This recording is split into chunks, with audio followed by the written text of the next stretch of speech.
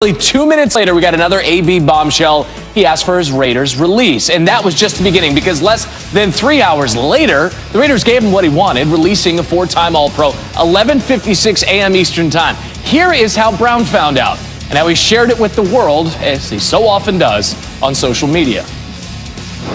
Look at Adam Schefter. The Raiders free! Bro,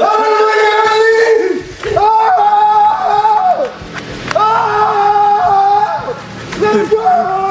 Let's go! Fucking nigga. Oh! The freedom bell ring got me flying like a free! Fly like an eagle! Grandma, they freed me! They freed me, Grandma! Brown's day was about to get even better, because at 4:58 p.m. Eastern, Schefter tweeted the news that, 29 other NFL teams have been dreading. Brown has agreed to terms with the Patriots. Schefter went about 11 words. AB went with a picture on Instagram. What's that worth? About 1,000, right? Tagging Tom Brady in it, hashtagging it God's plan, and rewrite history. All right, we ship it up to Foxborough now. That's where we find Jeff Darlington and Mike Reese. Guys, what more can you tell us about why the Patriots made this decision to sign Antonio Brown?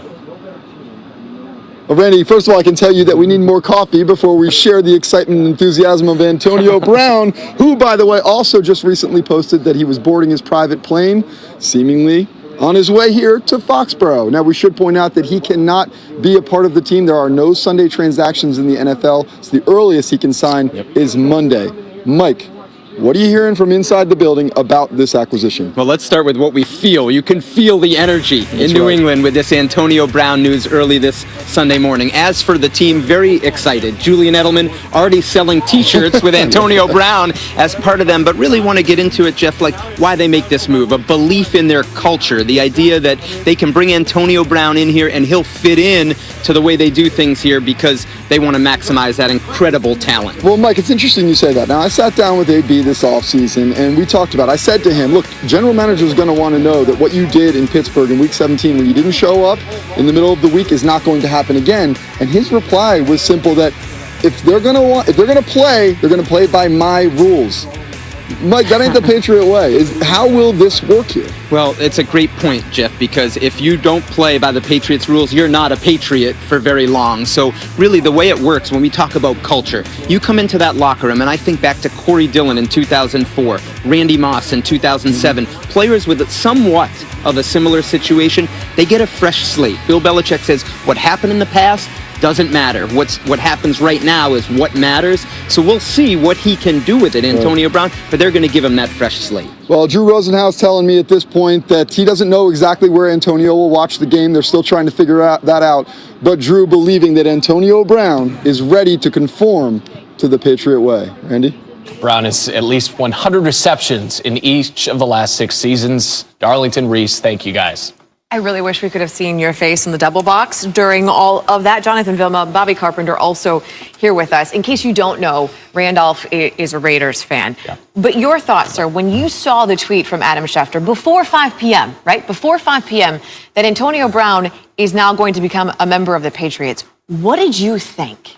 I almost thought it was a joke at first. And then you start to begin to look at this and try to figure it out. And it's probably the only logical thing that his behavior would lead to this, because anybody that would give up $30 million guaranteed and a chance to play with the Oakland Raiders, act and do all the things that he did, there had to be some sort of end game. He had to know exactly where he was going to go. And for this to happen that quick after him being released and after him asking for his release, I think that this was something that he may have been working on for a couple of weeks, maybe with Drew, at least on his own. Yeah, genius move by Drew Rosenhaus and Antonio Brown.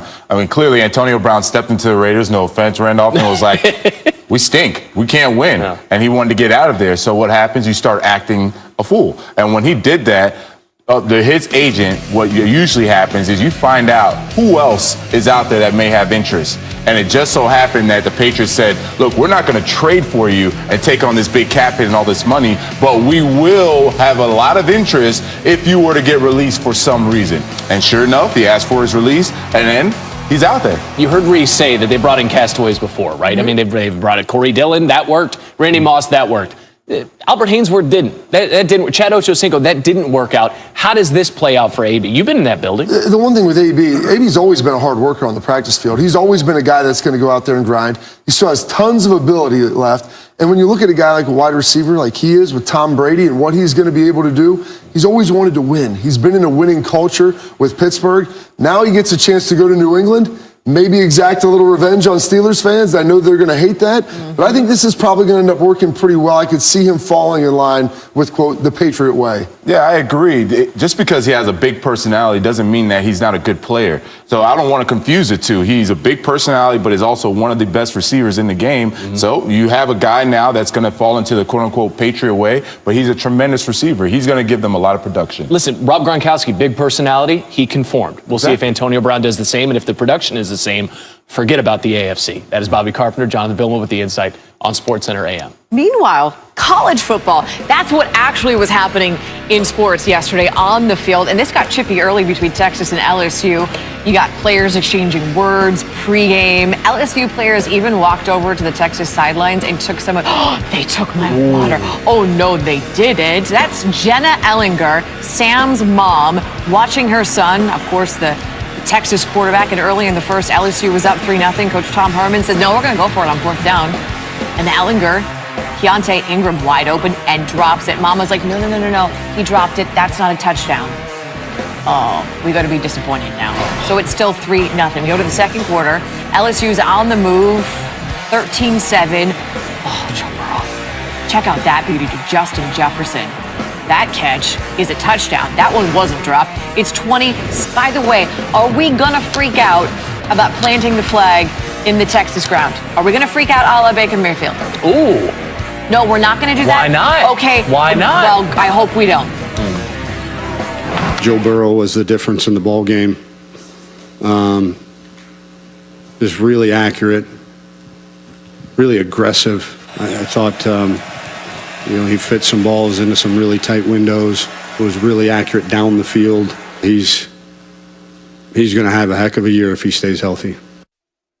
All right, Pac-12 After Dark always comes through. This was darn near after midnight. They didn't kick in Hawaii between Oregon State and the home team there. 11:59 p.m. Eastern. That's when they kicked. And then it was all Hawaii. I mean, Hawaii tied it up at 28. JoJo Ward is 4th touchdown pass from Cole McDonald. Kicker Ryan Mescal. That's a 28-yard field goal. That's the difference. The Beavs were frisky, but Hawaii improves to 2-0. That's 2 wins over the Pac-12, too, as they beat Arizona in week 1. USC, battle of backup quarterbacks. Kadon Slovis is in there because of what happened to JT Daniels' knee, and Slovis looks good, man. Down 17-3. He brought the Trojans back. That's a 39-yard strike. 377 yards, 3 touchdowns for Slovis. USC all the way back. Fight on is right, 45-20, your final there. We give you Saturday's best, and this is a good one. Mississippi State, Southern Miss. This is Kylan Hill on the carry. We're gonna hurdle you. Woo! There we go. He even hurt his ankle late in the first half. He returned in the second half. 123 yards on the ground, 1 touchdown. Mississippi State went on to win 38-15. Top that. All right, well, I got a best catch, and it comes from the Hokies. Virginia Tech taking on ODU, bit of a revenge game. Remember, ODU got them last year. This, though, look at that grab from Hezekiah Grimsley. That's tremendous. They avenged the Hokies do last year's loss. 31-17 is just their 3rd win in the last 9 games. How about this for the best play call? You got Colorado, number 25, Nebraska, and they're going to call a flea flicker. On their 4, Montez, Stephen Montez to Katie Nixon. Oh my God, that's a score. Montez was like, talk about guts to call that on our own 4. The longest touchdown in Colorado history, and we got an upset. Colorado over Nebraska. Best flip coming. My people. Utah and Northern Illinois. That's quarterback Ross Bowers there for the Huskies. And he front flips over a couple of Utah defenders. He's done this before, man. Listen, he played for Cal before transferring to NIU. He did that against Washington State. We compare the flips. You know what? I think the one against Washington State's a little more impressive. Stuck the landing. Degree of difficulty was tougher. Utah would win, though, 35-17. Hey, the SportsCenter AM Sunday brunch menu is as follows. Whetting your appetite. Just had a little hair of the dog, right? In case you celebrated Saturday a little too much like that guy in the SEC. Plus the U.S. Open with a Canadian flair. Serena is shocked again, in the Grand Slam final. And the main course has a traitorous taste with some Eggs Benedict. Antonio Brown's West Coast saga coming to a close.